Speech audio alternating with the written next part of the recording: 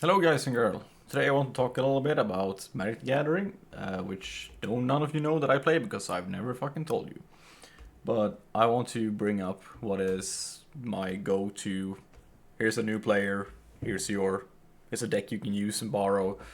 That is also very fun to play and also powerful. So you have a deck that is easy, fun, powerful, and good. So I'm gonna toss in my little suggestion for Prime Speaker Zegana. And I know you can ask 1,000 players and you will get 1,000 answers, but this is mine. And I'm going to explain to you why in this video. And also show you a little bit of the deck that I have, and it's not perfect, but that's the point of the deck essentially. And you can build it pretty much as is with whatever bulk that you have. So my idea is that, let's say there's 3 of you, you will want to have another guy for your pod or a friend or something you want to invite to start playing Magic the Gathering. And you probably have just in bulk cards enough in between you to just make a deck that will work within these colors. And because there's always when we have a new player, it's like, oh, how do you get them to play? Oh, you can borrow my deck or whatever, and it's like your deck is probably a lot more interactive than a new player can get and appreciate and understand. Or you will ask them to pony up the $35 or whatever the fuck it is for a precon, which you're gonna have to upgrade pretty fucking soon anyway, because they're usually kind of mid. So it's a lot easier to just be like, here you have smack, boom, a deck of bulk mostly, and it's perfectly playable as is. And I think that's probably the best thing about it. And you also want to have 2 colors, so that's easy to work with. You don't have to bother with like an expensive land base or anything. You just have forests and islands, and that can just work perfectly fine on its own. And that's it. And I'm gonna show you more about it in this video. Okay, so first up we have the commander herself, Prime Speaker Zegana. You just play her whenever you have a big creature out, and you draw a bunch of cards.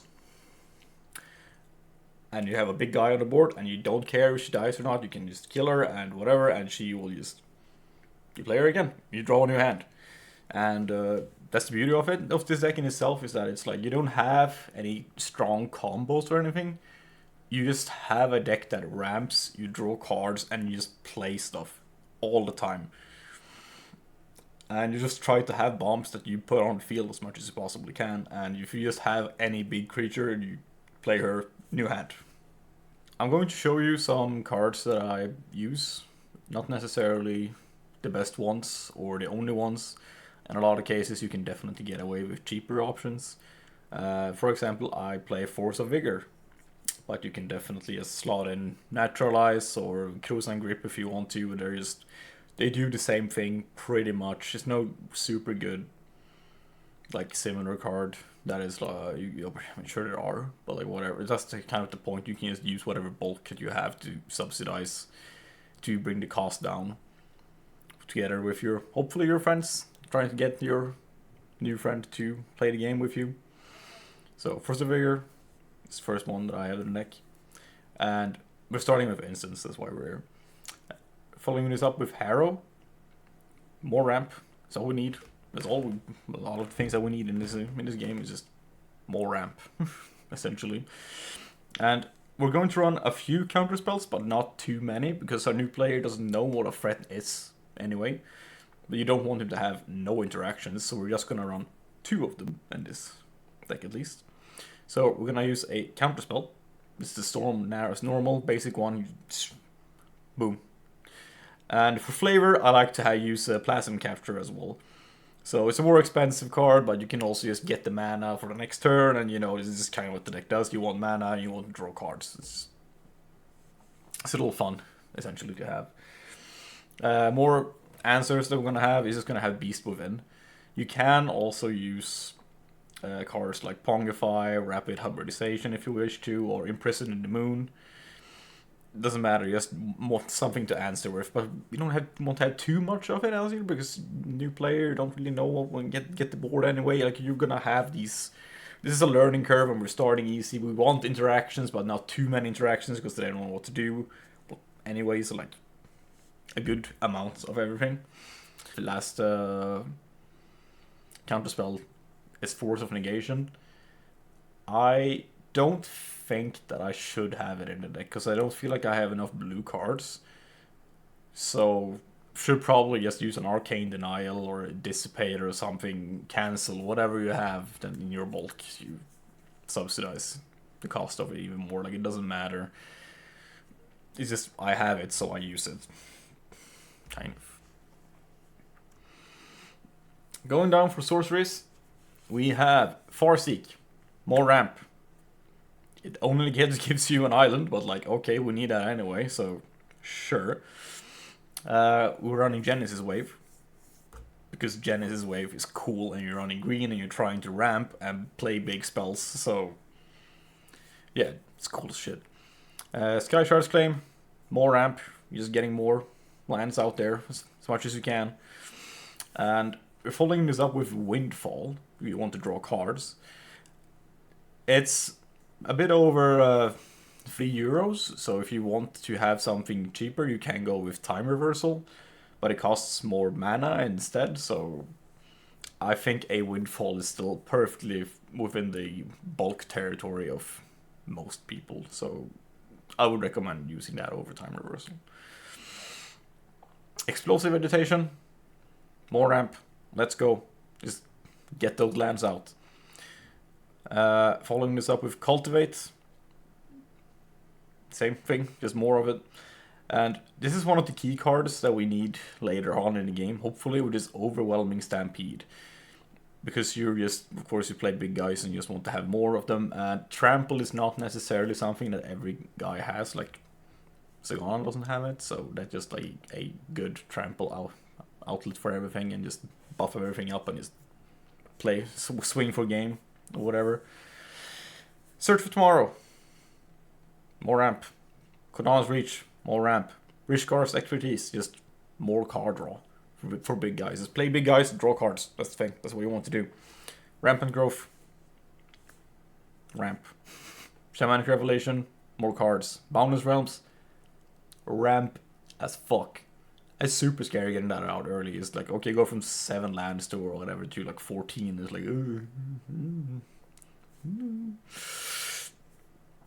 so I think it's fun to have. And once again, if you're building this for a friend, you want them to be able to get those like big plays out and just like, ooh, appreciate the game and the fun of it, and just in making a board state for themselves. So I feel like this plays into the whole you have a new player thing very well.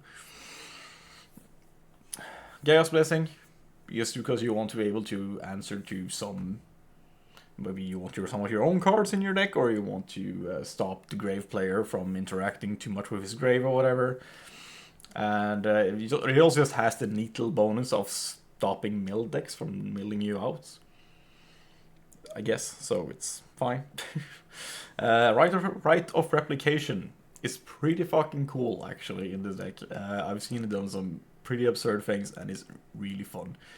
And since you are playing green and ramp, you can afford to kick it as well, and you just have, boom, a bunch of guys. And speaking of kicking things, Tooth and Nail. It's cheap, it's really good, and get 2 big guys out, or whatever. It's working well with the deck, and I think it's nice, and it's cheap enough to be something you can give to your new friend. Now then, creatures, the things that make this deck work at all. I have some mana dorks and some big guys in there. Some of these creatures are hard to find a cheap alternative for, so I'm just gonna leave it up to you to figure out what you use instead. These are just like, this is not like a, oh, you have to use this super optimal deck or anything. This is built from my bulk, essentially. So just, and it's for me, so I'm not giving it away to friends. So like I can afford to have some more expensive cards in there, but still, it's mostly bulk cards that I don't have in other decks.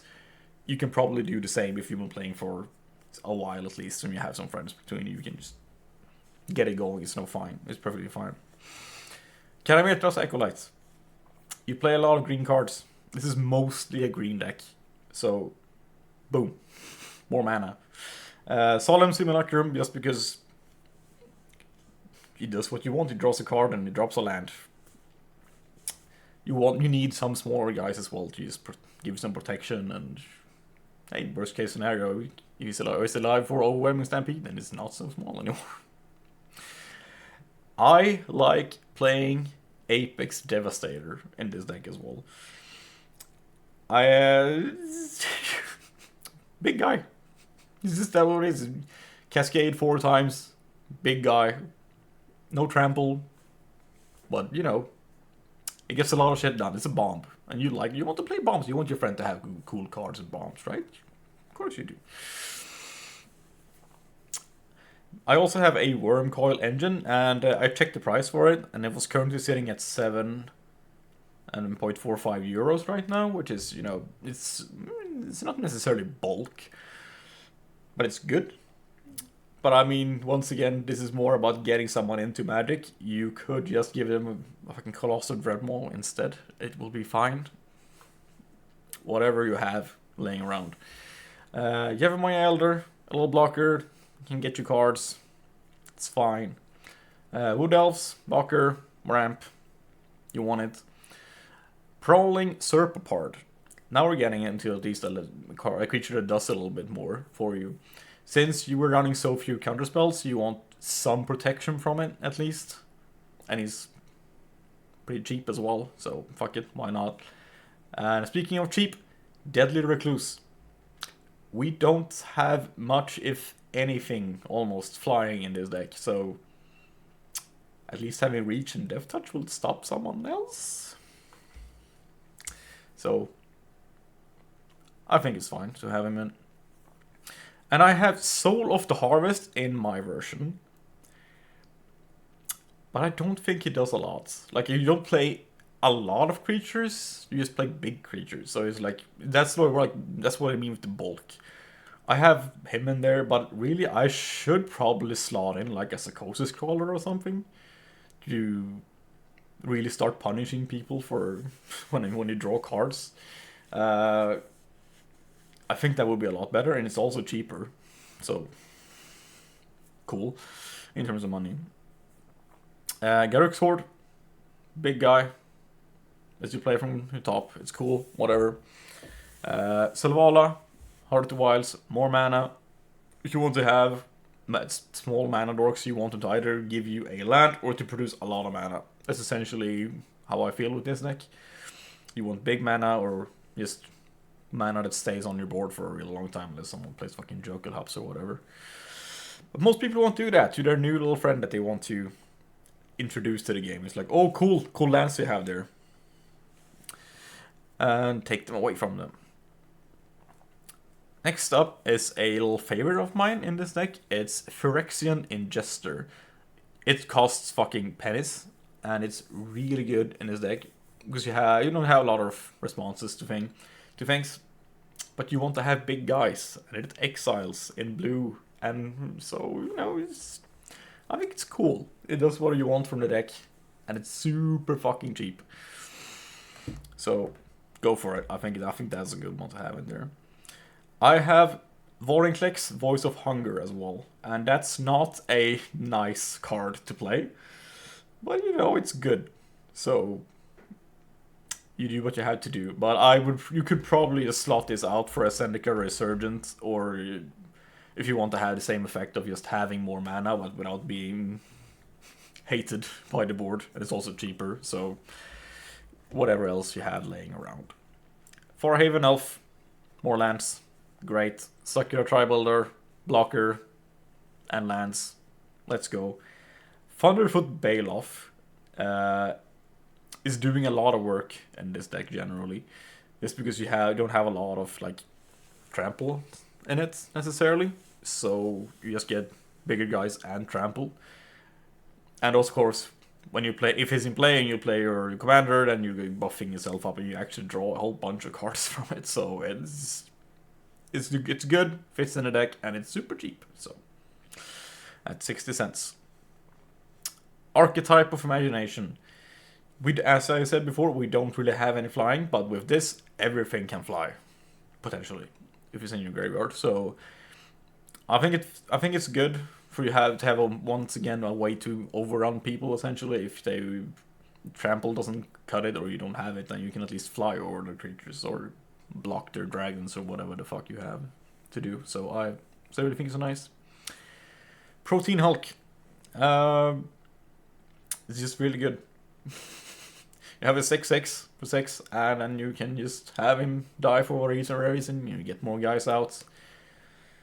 Or if someone sweeps the whole field, you still get something out on the board afterwards. So it's just solid card. I tried to find something in like as a replacement for it, because he's like a bit over €3, which is it's not much. But if you want to have like super bulk budget, then he's like not necessarily in that region.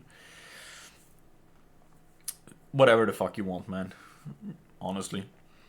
Phantasmal Image. It's really good to be able to copy other people's utility cards or whatever, since other people are probably going to play more expensive decks than you are. So hey, you can at least copy them and get some value out of it. Or whatever else you have that's just big and good. So I think it's nice, but once again, it's about €3, so maybe you don't want to give that away, or maybe you do. Depends on your wallet. Next card is Moldgraph Monstrosity. Once again, it's just a big guy, and you also get some cards back from your graveyard if something happens. So super cheap. Bulk. The bulkiest good card, essentially. Not so bulk, however, is Nasahal, Primal Tide. I know he's up to like €8 or something, but like if you don't give it to him, which is perfectly fine, at least recommend it as one of the upgrades for him to have, because it just does so much for this deck. It does everything that you want the deck to do, pretty much. Besides ramp, but you know, really nice, really solid. I like it a lot. Regal Force. It's up there with Soul of the Harvest, and like, it's not really the kind of deck for it, but once again, I had it, so I put it in my deck. Could slot this out for whatever other big green guy that you have, and it won't really matter. Truly a meh card in this deck. What's not so meh, however, is Consecrated Sphinx. And with this card sitting over €24, yeah, it's not bulk. It's definitely not bulk. But there's also no other creature that does it as well as he does. So that's truly just like, if he ever truly gets into Magic and he wants to buy one expensiver card, I guess, then that would be my tip for him to get in this deck. Is Consecrated Sphinx does so much for this deck.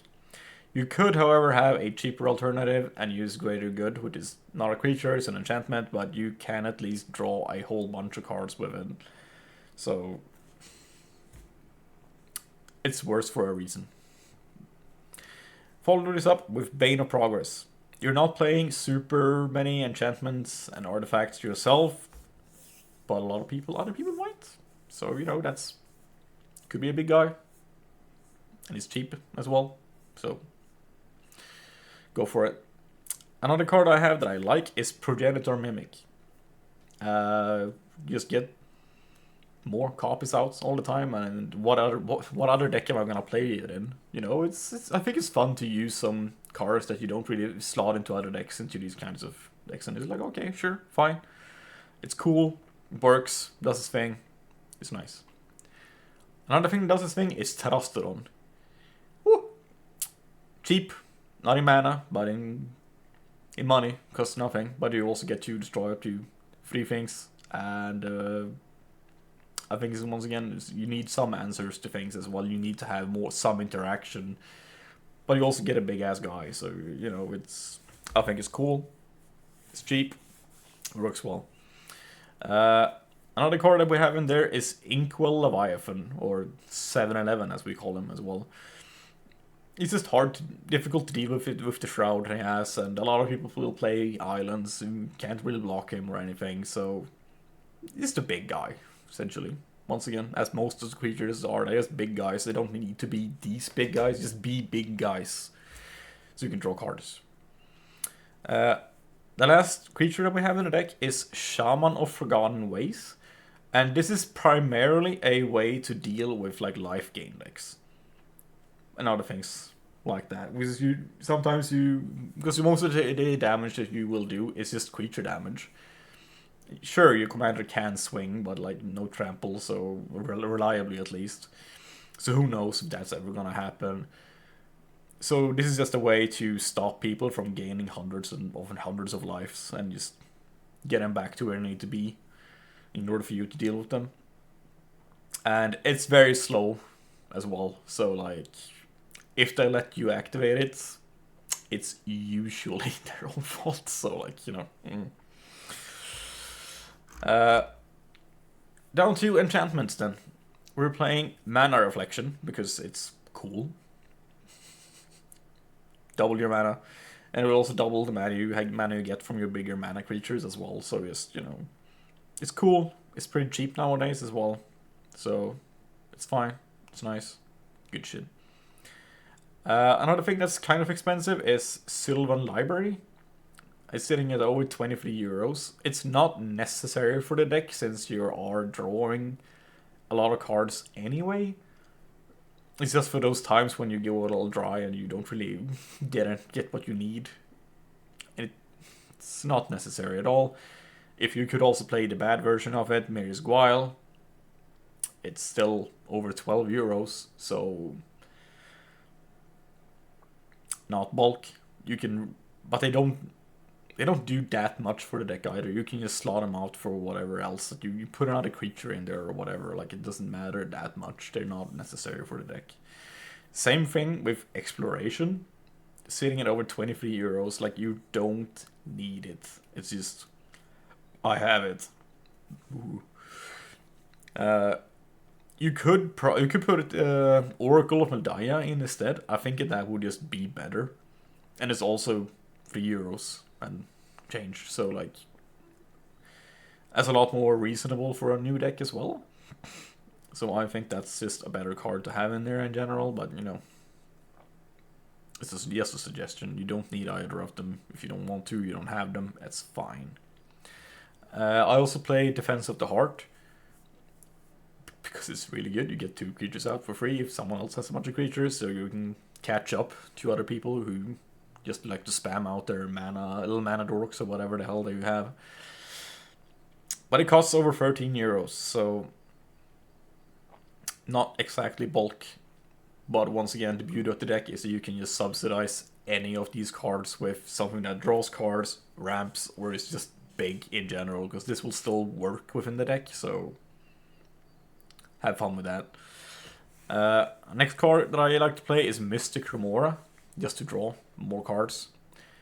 But you still don't necessarily need it. It's just like, it's nice, and I think it's good, but it's still over 7 euros.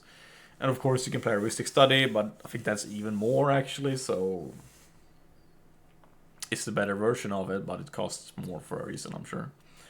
So whatever else you can have. I'm not sure what... I don't know. There's a lot of other things you could play, but whatever. The only lands I don't play there are islands and forests. Would be Temple of the False God, which you absolutely do not need in this deck. Sometimes it just bites you in the ass instead, so you do whatever you want with that information. I do think Mossworth Bridge is worth playing, however. It's cheap and it does a lot. You can get out whatever you want on there pretty easily as well, so I'd recommend playing that one at least. I have Myriad Landscape in there just to get more lands out. It's not necessary to have at all. Once again, you have a lot of other spells and ways to get more lands on there.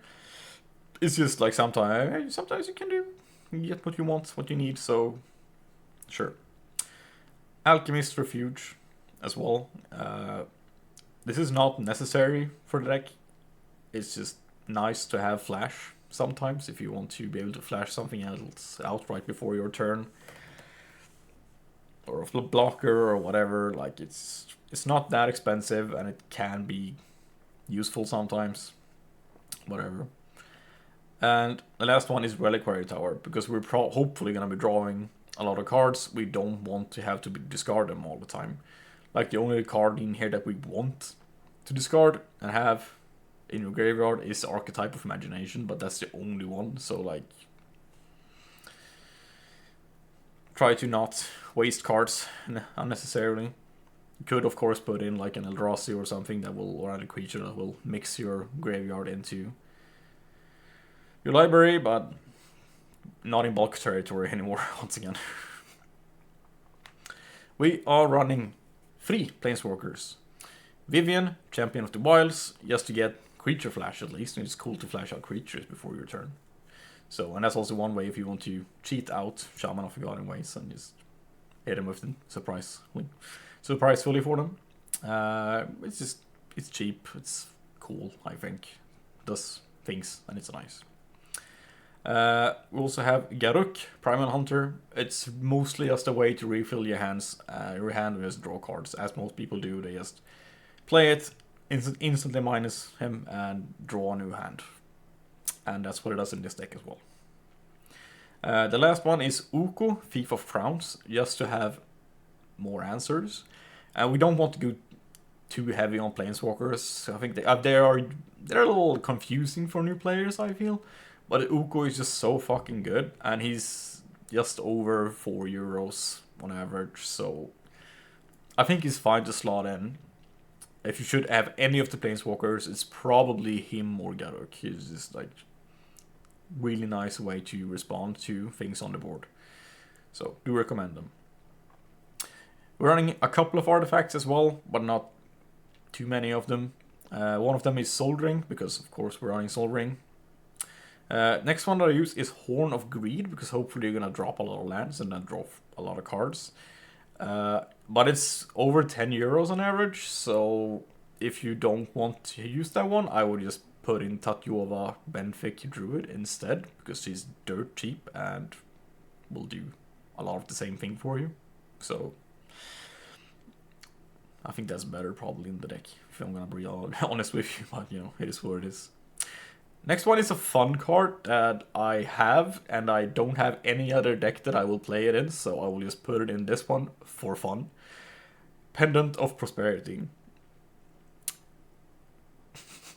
Most people will probably agree that it's not like a good card, but it's a fun card, and it's like if you're trying to introduce a friend to playing Magic, you want them to have fun first and foremost. Like, it's not about having their best cards, you want them to have fun.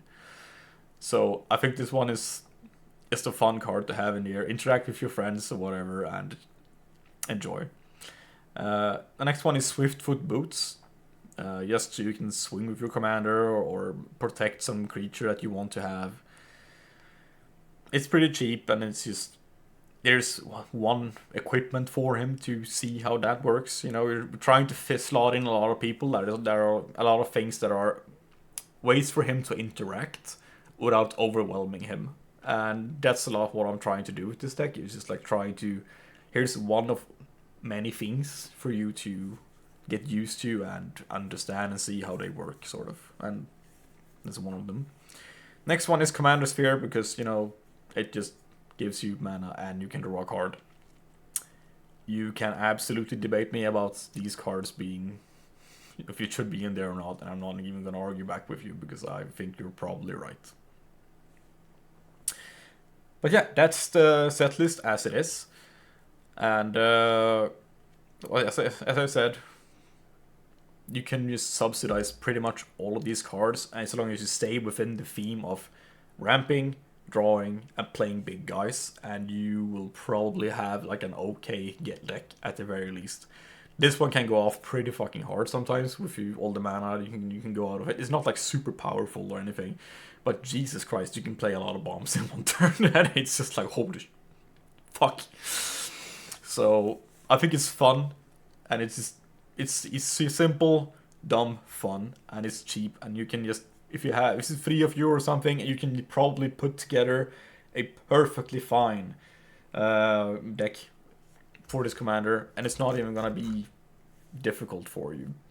and you just have like a beginner's deck for your friend or whatever, or just have something you can carry around and just give to someone at the table who doesn't forgot his deck or whatever. And it's like, okay, here's plop, a deck you can play that's good, fun, easy, and that's how it started out for me. And then I've been powering it up more and more because I actually ended up enjoying it a lot more than I thought.